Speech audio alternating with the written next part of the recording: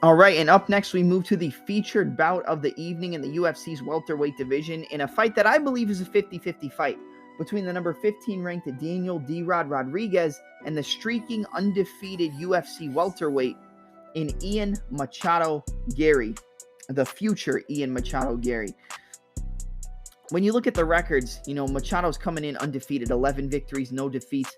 Daniel D-Rod Rodriguez, 17 wins, 3 losses. He's coming off a loss in his last fight via submission to Neil Magny, but I don't think Neil Magny's a bad loss. He usually beats everybody, and then he runs into a grappler like a Gilbert Burns or a Shavkat Rakhmonov and eventually gets submitted. A lot of the losses in Neil Magny's career have come via submission, but he got a win via submission over Daniel D-Rod Rodriguez. When I look at this fight, I don't necessarily think we're going to see a ton of grappling, but if we do see anybody resort to the wrestling, I think it's going to be Garry. I think I could see him trying to time Daniel Rodriguez stepping in, shooting a takedown, getting him to the ground, and maybe looking to showcase the thing we don't really see him use, which is his wrestling and jiu-jitsu.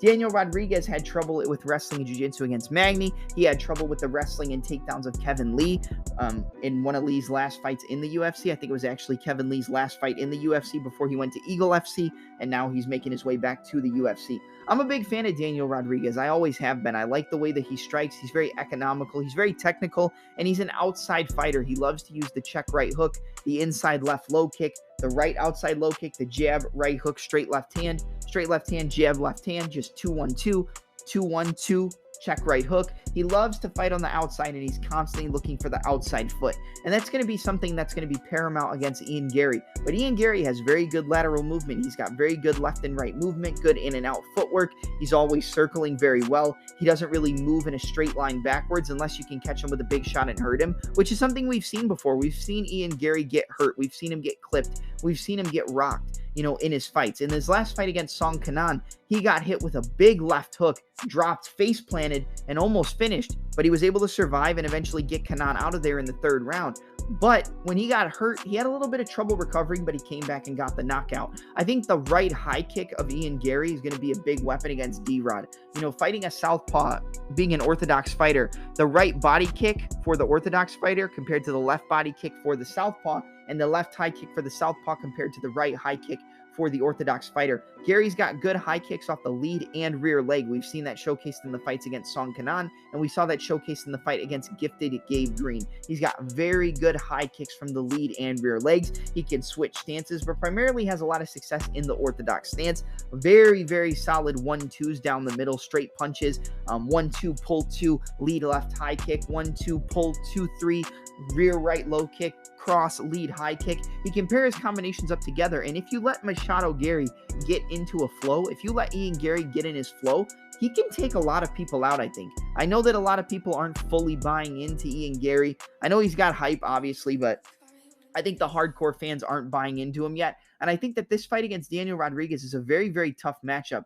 And considering that the betting line is like minus 260, minus 285 now on the side of Ian Machado Garry, and plus 240 on the side of the number 15 ranked Daniel D-Rod Rodriguez. I know some people think that Rodriguez is on a decline considering he lost to Neil Magny.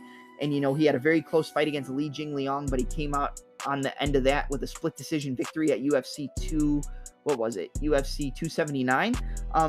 I wouldn't necessarily say that Daniel Rodriguez is on a decline, but I do think there are some comparisons to Li Jingliang and Ian Garry in the way that they fight. Now, they're not exactly the same, but they like the long, straight punches, the 1-2s, the big hooks from the outside, and they like to fight on the outside more than fighting on the inside. So I think that even though they're not exactly the same, I think the Leech was a decent look for Daniel Rodriguez going up against Ian Garry, and I don't think Ian Garry's really fought anybody that's similar to a Daniel Rodriguez, because Rodriguez isn't a guy who's going to put on a whole lot of volume. He isn't a guy that's going to fight on emotion. He's going to fight technical. He's going to look for his openings. He's going to be fighting on the outside, looking to get the outside foot, and he's going to be looking to catch you on counters as you step into range. Jab, check right hook, straight left hand, left body kick, inside and outside low kicks, constantly circling, looking to get the outside foot. Now, at range, it's going to be Ian Machado Garry's fight, at least at kicking range. When it's kicking range or just outside of boxing range, that's on the side of Garry. When it's in boxing range or clinch range, I give the advantage to Daniel Rodriguez. I think Rodriguez has the much better boxing. I think he has the much better counter boxing. But the striking at range, including the straight punches of Ian Garry, the high kicks, the kicks to the body, I wouldn't necessarily say round kicks to the body, but the front kicks to the body, the high kicks, and the long 1-2s, that's going to be on the side of Garry. Takes place at range, Ian Garry's fight to win. Takes place at boxing range, or, just inside of boxing range, just outside of boxing range, I think that fight goes to Daniel Rodriguez, which is why I don't like the line. I think at the most, I do think that Ian Garry should be a favorite, but I mean, guys, if it's minus 285 to plus 240, I would line Ian Garry at like a minus 150, minus 170 at the highest. I think minus 285 is unreal. I don't think that line should be anywhere close to that. And I've heard some people say that they think there's a lot of value on Ian Garry at this line at a minus 285. I completely disagree. I think this fight should be lined a lot closer. I think Rodriguez has the much better boxing. I think he has better counter boxing.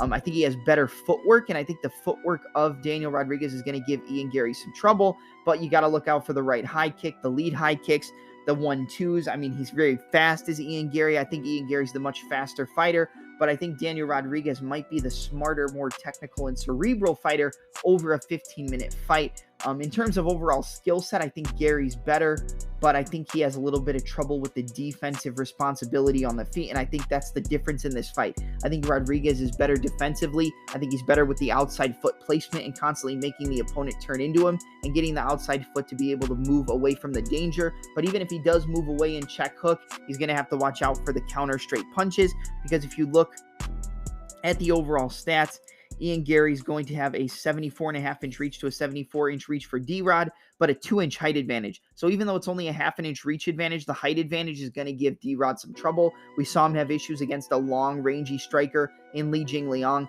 I think that Ian Garry, even though I don't think he's better than the Leech, I think he's more technical and he's better at range than the Leech is, but I don't necessarily think I would consider him a better overall fighter, and especially he hasn't had the same level of competition. I think this is a big step up for Ian Garry. This is a spot where I think he can win if he keeps it at the range that we already talked about, which is just outside of boxing range or in that kicking range, and is able to use the reach to his advantage, use it to the utmost of his advantage throughout the fight, use some grappling. I could see him winning.